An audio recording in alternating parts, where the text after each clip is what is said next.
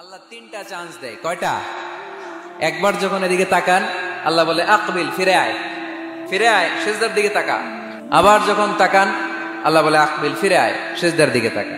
আবার যখন ঘড়ির দিকে তাকান নামাজে আল্লাহ বলে ফিরে আয়, সিজদার দিকে তাকা। তিনবারের পরও যখন আবার অন্যদিকে নজর করেন আল্লাহ বলে লা হাজাতা লি ইলা সলাতিক, তোর এই নামাজের দরকার আমার নাই। অনেকে এগুলো করে, অনেক মুরব্বী বাবারাও করে, আমি দেখেছি।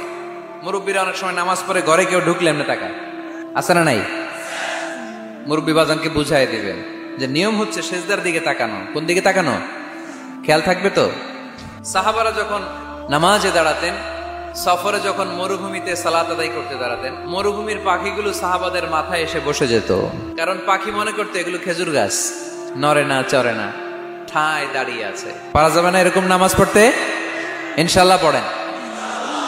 আল্লাযীনা হুম ফি সালাতিহিম খাশিউন, মুমিনদের প্রথম গুণ, তারা যখন নামাজে দাঁড়ায় ভীত সন্তুষ্ট হয়ে খুশু খুদুর সাথে একাগ্রতার সাথে নামাজ পড়ে, with full of solemnity and submission. ডানে বায়ে তাকায় না, তারা সব সময় টেনশনে থাকে আল্লাহ আমার নামাজ কবুল করলো তো। আর তারা ভাবে হতে পারে এটাই আমার জীবনের শেষ নামাজ, it could be my final সালাহ, পারফর্ম দ্য সালাহ as if this is your last and final prayer. এমন ভাবে নামাজ পড়ো, চিন্তা করো যে হতে পারে এটাই তোমার জীবনের শেষ নামাজ, আর হয়তো আমি আল্লাহর সিজদা দেওয়ার সুযোগ পাবো না। আজকের মাহফিল শেষ করে আমরা বাসায় পৌঁছতে পারবো কোনো গ্যারান্টি আছে আমার? আর 10 মিনিট হায়াত আছে আমার, কোনো গ্যারান্টি নাই। আর 2 মিনিট বাঁচবো, গ্যারান্টি আছে? শ্বাস যেটা নিলাম এটা ফেলতে পারবো, গ্যারান্টি আছে? মুসল্লায় যে দাঁড়াইলেন, নামাজ যে পড়লেন, এরপরে আরেকবার নামাজের সুযোগ পাবেন, গ্যারান্টি আছে? তো তাহলে প্রত্যেক নামাজের সময় মুসল্লায় দাঁড়িয়ে আমরা এটা ভাবি না কেন যে এটাই হতে পারে আমার শেষ নামাজ, this could be my final সালাহ, হতে পারে এটাই আমার শেষ নামাজ। এরকম চিন্তা নিয়ে যদি আপনি নামাজে দাঁড়ান তাহলে মন এদিক সেদিক যাবে। অনেকে নামাজেও দাঁড়ায়, আবার টেলিভিশনে কোন নিউজ দিচ্ছে ওইটার টেনশনও থাকে, আছে না নাই? নামাজেও দাঁড়ায় শেয়ার বাজারের দাম বাড়লো না কমলো টেনশন করে। নামাজেও দাঁড়ায় মাশরাফি ছক্কা মারলো না আউট হইলো, টেনশন আছে না নাই? যার যেদিকে আগ্রহ ওইটা নিয়ে পড়ে থাকে নামাজে, ওই নামাজকে আল্লাহ কবুল করবে।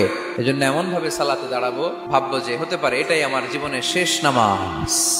আজকে যদি বলা হয় রাত 12টায় মালাকুল মাউত এসে আপনার রূহ নিয়ে যাবে, this night is your last night in your life, আপনার জীবনে এটা শেষ রাত, এখন আপনি যে নামাজের সুযোগটা পাবেন, লাস্ট চান্স, আপনি ওই দিন কি করবেন?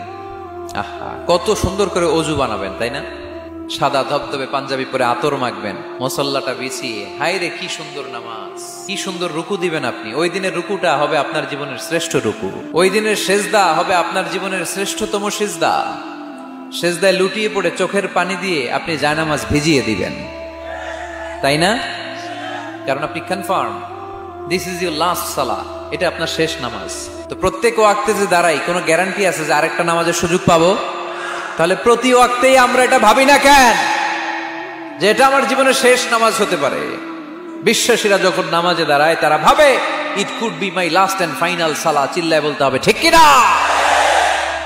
এজন্য আল্লাহ বললেন ক্বাদ আফলাহাল মুমিনুনাল্লাযীনা হুম ফি সালাতিহিম খাশিউন, সফল হয়েছে তারা, ঈমান এনেছে যারা। ইমানদারের প্রথম গুণ, তারা যখন নামাজের জন্য মুসল্লায় দাঁড়িয়ে যায়, দিন দুনিয়ার হুঁশ তার থাকে না, তার ধ্যান জ্ঞান চলে যায় একজনের দিকে, তিনি কে? ধীরস্থির ভাবে সালাত করতে হবে, তা'দীলুল আরকান মেইনটেইন করে। এক সাহাবী নামাজ পড়ে আল্লাহ রাসূল সাল্লাল্লাহু আলাইহি ওয়াসাল্লামের কাছে আসলেন। আল্লাহ রাসূল বললেন সল্লি ফা ইন্নাকা লাম তুসল্লি, যাও নামাজ পড়ো, নামাজ হয় নাই। আবার নামাজ পড়লেন, আবার আসলেন, আল্লাহ রাসূল একই কথা বললেন, সল্লি ফা ইন্নাকা লাম তুসল্লি, রিপিট ইউর সালাহ, because you didn't offer your salah in a correct way, in a correct manner, সঠিক পদ্ধতিতে সালাত হয়নি। উনি কি করবেন? আবার যে বললেন, আবার আসলেন, আল্লাহ রাসূল বললেন সাল্লি ফা ইন্নাকা লাম তুসাল্লি, সালাত পড়ো, হয় নাই। এবার সাহাবী কেঁদে দিলেন, বললেন ইয়া রাসূলুল্লাহ, এর চেয়ে ভালো করে তো আমি পড়তেই জানি না।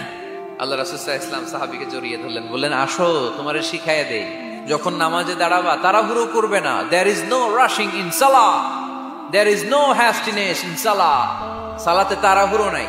যখন দাঁড়াবা রিল্যাক্স, যখন রুকুতে যাবা রিল্যাক্স, সিজদায় লুটিয়ে পড়বা রিল্যাক্স।